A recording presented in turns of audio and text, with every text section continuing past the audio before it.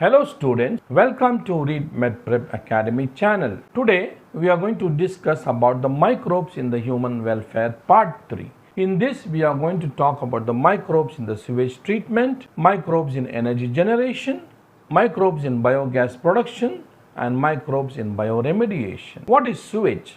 Sewage is the waste generated every day in the cities and towns containing human excreta. It contains large amounts of organic matter and microbes which are pathogenic to humans and are biodegradable pollutants. You can see in the image on the right side the amount of sewage generated in the cities and towns. Domestic waste contains of approximately 99% water, suspended solids and other soluble organic and inorganic substances. Sewage should not be discharged directly into the natural water bodies like rivers and streams. Before disposal, sewage should be treated in a sewage treatment plant to make it less polluting. In the image on the right side, you can see the discharge of the sewage into the water body. Microbes, which are mass of bacteria flock, are allowed to grow in aerated water where the secondary treatment is given for the sewage. They consume major part of the organic matter in the effluent and reduce the biological oxygen demand in the wastewater. Here in this image you can see the treatment of sewage, the primary treatment and the secondary treatment, and if necessary the tertiary treatment. The primary treatment where the raw sewage is passed through multiple screens and through the comminutor, and then it is passed to the grid chamber and the grid disposable is done where the primary clarifier removes the raw or the primary sludge, and the primary sludge is allowed to undergo sludge treatment and disposal. The primary clarifier produces the primary effluent which is passed on to the aeration tank where it is attached to the air compressor. From there the secondary treatment starts and it is passed on to the secondary clarifier. Then the secondary effluent is obtained through which the disinfectant is applied and the discharge of the surface water is done, or a tertiary treatment if necessary is given. The secondary clarifier, which forms the activated sludge, is disposed out and is sent for sludge treatment or disposal, and sometimes it is returned back through the return sludge pump to the aeration tank where the air compressor is again attached and the secondary effluent is obtained. This is the method of sewage treatment. Microbial fuel cell, MFC.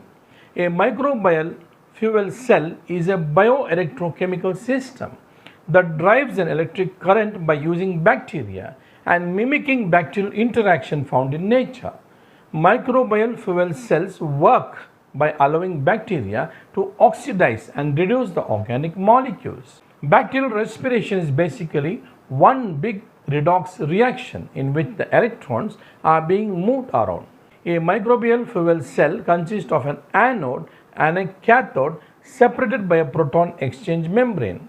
Microbes at the anode oxidize the organic fuel generating protons which pass through the membrane to the cathode, and the electrons pass through the anode to the external circuit to generate current. Now in this image you can see the microbial fuel cell, shortly called MFC. When current is passed through the cathode, the oxygen and the 4 hydrogen atoms are converted into water. At the anode, the substrate that is present within the cell undergoes redox reactions and there is release of carbon dioxide and formation of hydrogen atoms which pass through the proton exchange membrane towards the cathode.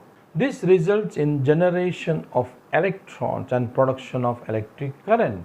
Now let us move on to the microbes in the production of biogas.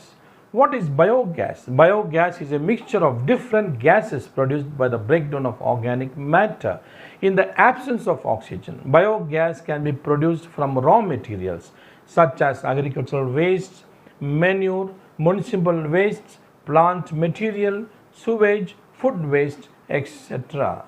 Biogas is produced under anaerobic condition when the organic materials are converted through microbiological reactions into gas and organic fertilizer. Biogas primarily consists of methane 63% along with carbon dioxide and hydrogen. Methane producing bacteria are called methanogens. And one such common bacterium is Methanobacterium, whose image is given below. Biogas is devoid of smell and burns with a blue flame without smoke. The methanogens are also present in the anaerobic sludge and rumen of the cattle. In rumen, these bacteria help in the breakdown of cellulose. The excreta of cattle called dung is commonly called gobar, whose image is given on the right side below. Gobar gas is generated by the anaerobic decomposition of cattle dung. It consists of methane, carbon dioxide with some hydrogen, nitrogen and other gases in trace amounts. In the image on the right side, you can see a gobar gas plant in a farm. In a biogas plant, anaerobic digestion is carried out in an airtight cylindrical tank known as the digester. It is made up of concrete bricks and cement or steel. Bio wastes are collected and slurry of dung is fed into this digester. It has a side opening into which the organic materials of digestion are incorporated for microbial activity. Anaerobic digestion is accomplished in 4 stages: solubilization, otherwise called hydrolysis, acidogenesis, acetogenesis and methanogenesis. The outlet is connected to a pipe to supply biogas. The slurry is drained through another outlet and is used as a fertilizer.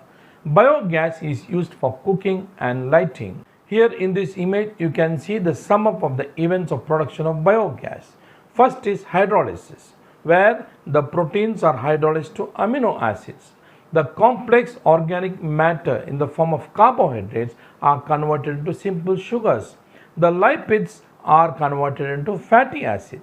In acidogenesis and acetogenesis, the amino acids and the sugars are converted into acetate, or some intermediate products are also formed in the form of propionate, butyrate, lactate, ethanol, etc. The acetate is further converted into methane and carbon dioxide. The fatty acids that are formed results in the production of acetate or the formation of intermediate products like the propionate, butyrate, lactate, ethanol, etc. And the fatty acids are also converted or broken down into hydrogen and carbon dioxide, which results in the formation of acetate. There is finally formation of methane and carbon dioxide through the organic matter from protein, carbohydrates and lipids. The technology of biogas production was developed in India mainly due to the efforts of Indian Agricultural Research Institute IARI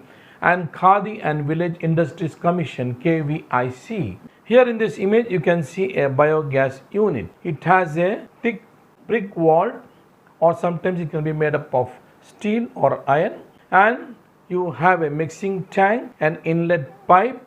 In the mixing tank, all the necessary organic waste like the gobar are placed, and through the inlet pipe it is passed on into the digester tank, and the digester tank helps in fermentation and the release of gas, which is stored in the gas storage tank, which has a gas control valve through which the gas is extracted and used. There is a partition wall which results in the formation of another chamber in which the slurry gets accumulated, and this is removed through an outlet pipe, and there is an overflow tank which helps in the removal of the slurry, and this slurry is used in the production of fertilizers. What is bioremediation? The use of naturally occurring or genetically engineered microorganisms to reduce or degrade pollutants is called bioremediation.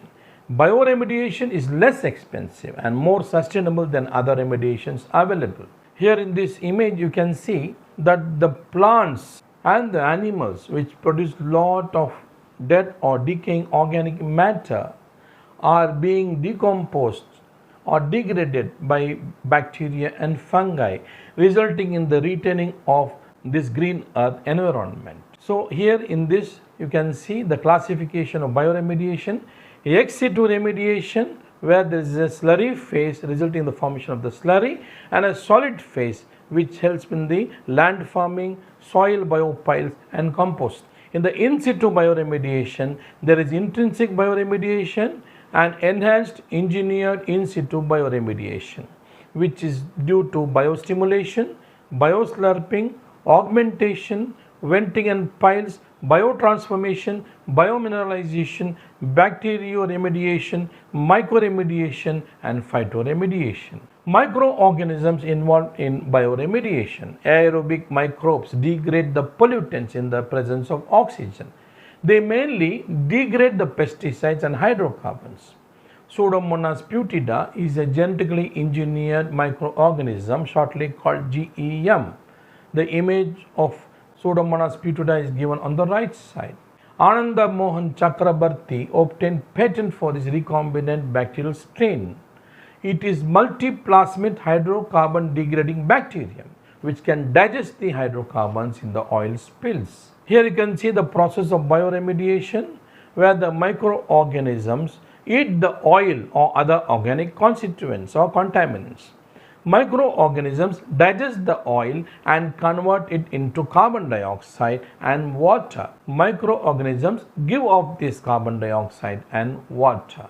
Nitrosomonas europaea is also capable of degrading benzene and a variety of halogenated organic compounds including trichloroethylene and vinyl chloride. Ideonella sakaiensis is currently tried for recycling of PET, polyethylene terephthalate plastics. These bacteria use PETase and MHETase, monohydroxyethyl terephthalate hydrolase enzymes to break down PET plastic into terephthalic acid and ethylene glycol. Here you can see the action of Ideonella sakaiensis, where the Ideonella sakaiensis adhere to the PET film present in the PET bottle, breaks down the PET into terephthalic acid and ethylene glycol, and eats the terephthalic acid and ethylene glycol. Anaerobic microbes degrade the pollutants in the absence of oxygen.